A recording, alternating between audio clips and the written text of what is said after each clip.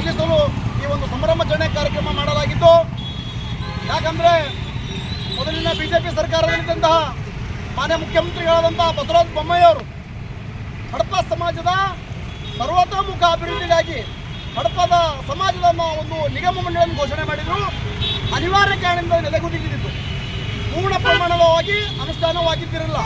ಅದಕ್ಕೋಸ್ಕರ ಈಗಿನ ಕಾಂಗ್ರೆಸ್ ಸರ್ಕಾರದ ಮುಖ್ಯಮಂತ್ರಿಗಳಾದಂತಹ ಮಾನ್ಯ ಸಿದ್ದರಾಮಯ್ಯನವರು ಮತ್ತು ಹಿಂದುಳಿದ ವರ್ಗದ ಇಲಾಖೆಯ ಸಚಿವರಾದಂತಹ ಶಿವರಾಜ್ ತಂಗಡಿ ಸಾಹೇಬರು ಬಹಳ ಮುತುವರ್ಜಿ ವಹಿಸಿ ಆ ನೆಲೆಗುದಿಗೆ ಬಿದ್ದಂತಹ ಹಡಪ ಸಮಾಜದ ಸರ್ವತೋಮುಖ ಅಭಿವೃದ್ಧಿಗಾಗಿ ಏನು ಸರ್ಕಾರ ಘೋಷಣೆ ಮಾಡಿದಂತಹ ಒಂದು ನಿಗಮವನ್ನು ಪೂರ್ಣವಾಗಿ ಅನುಷ್ಠಾನಗೊಳಿಸಿ ಆದೇಶ ಹೊರಡಿಸಿದ್ದಾರೆ 17ನೇ ತಾರೀಕಿನಂದು.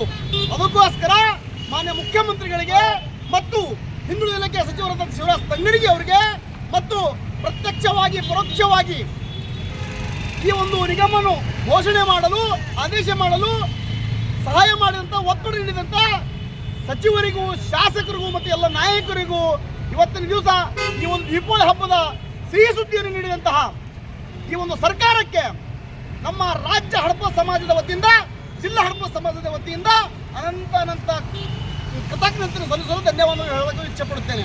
ಅದೇ ರೀತಿಯಾಗಿ ಈ ಒಂದು ನಿಗಮಕ್ಕೆ ಬರ್ತಕ್ಕಂಥ ದಿನಗಳಲ್ಲಿ ಈ ಹಡಪದ ಸಮಾಜದ ಸಾಮಾಜಿಕವಾಗಿ, ಆರ್ಥಿಕವಾಗಿ, ರಾಜಕೀಯವಾಗಿ, ಶೈಕ್ಷಣಿಕವಾಗಿ ಒಂದು ಅಭಿವೃದ್ಧಿಯನ್ನು ಹೊಂದಲು ಈ ಒಂದು ಸಮಾಜಕ್ಕೆ ಒಂದು 100 ಕೋಟಿ ಹಣವನ್ನು ಬಿಡುಗಡೆ ಮಾಡಬೇಕಂತ ರಾಜ್ಯ ಸರ್ಕಾರಕ್ಕೆ ಒತ್ತಾಯ ಮಾಡುತ್ತೇನೆ, ಮಾನ್ಯ ಮುಖ್ಯಮಂತ್ರಿಗಳಿಗೆ ಒತ್ತಾಯ ಮಾಡ್ತೇನೆ.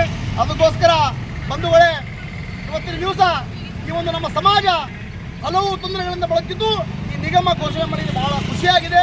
ಅದಕ್ಕೋಸ್ಕರ ಈ ಒಂದು ಸರ್ಕಾರಕ್ಕೆ, ಮಾನ್ಯ ಮುಖ್ಯಮಂತ್ರಿಗಳಿಗೆ ಮತ್ತು ಹಿಂದುಳಿದ ಇಲಾಖೆ ಸಚಿವರಿಗೆ, ಶಾಸಕರಿಗೆ ಮತ್ತು ಸಚಿವರಿಗೆ ಎಲ್ಲರಿಗೂ ಕೂಡ ಅನಂತ ಕೃತಜ್ಞತೆ ಸಲ್ಲಿಸುತ್ತಾ ಮತ್ತು ಈ ಒಂದು ಹೋರಾಟದ ಮುಖಾಂತರ ಕರ್ನಾಟಕ ರಾಜ್ಯದ ಕಟ್ಟಕಡೆ ಹಳ್ಳಿಗಳಿಂದ ಹೋರಾಟ ಮಾಡಿದಂಥ ನಮ್ಮ ಸಮಾಜದ ಬಾಂಧವರಿಗೆ ಕೂಡ ಈ ಒಂದು ಕೃತಜ್ಞತೆ ಧನ್ಯವಾದ ಸಲ್ಲಿಸುತ್ತೇನೆ. ಈ ಒಂದು ಸರ್ದಾರ್ ವಲ್ಲಭಾಯ್ ಪಟೇಲ್ ವೃತ್ತದಲ್ಲಿ ಹಡಪ ಸಮಾಜ, ಜಿಲ್ಲಾ ಹಡಪ ಸಮಾಜ ಈ ಒಂದು ಸಂಭ್ರಮಾಚರಣೆ ಸಲ್ಲಿಸಿ ಪಟಾಕಿ ಸಿಡಿಸಿ ಸಿಹಿ ಹಂಚಿ ಮತ್ತು ಹಡಪದ ಪಡುವ ಭಾವಚಿತ್ರಕ್ಕೆ ಪುಷ್ಪಾರ್ಚನೆ ಮಾಡುವ ಮುಖಾಂತರ ಈ ಒಂದು ಸಂಭ್ರಮಾಚರಣೆ ಮಾಡಿದ್ದು ಬಹಳ ಖುಷಿ ತಂದಿದೆ. ಮತ್ತು ಇವತ್ತು ನಿಜವಾಗ್ಲೂ ದೀಪಾವಳಿ ಹಬ್ಬದ ಖುಷಿ ನಮಗೆ ಆಗಿದೆ, ಇವತ್ತು ನಮ್ಮ ಸಮುದಾಯಕ್ಕೆ ಆಗಿದೆ ಅಂತೇಳಿ ನಾನು ಈ 2 ಮಾತುಗಳಿಗೆ ವಿರಾಮ ಹೇಳ್ತೇನೆ.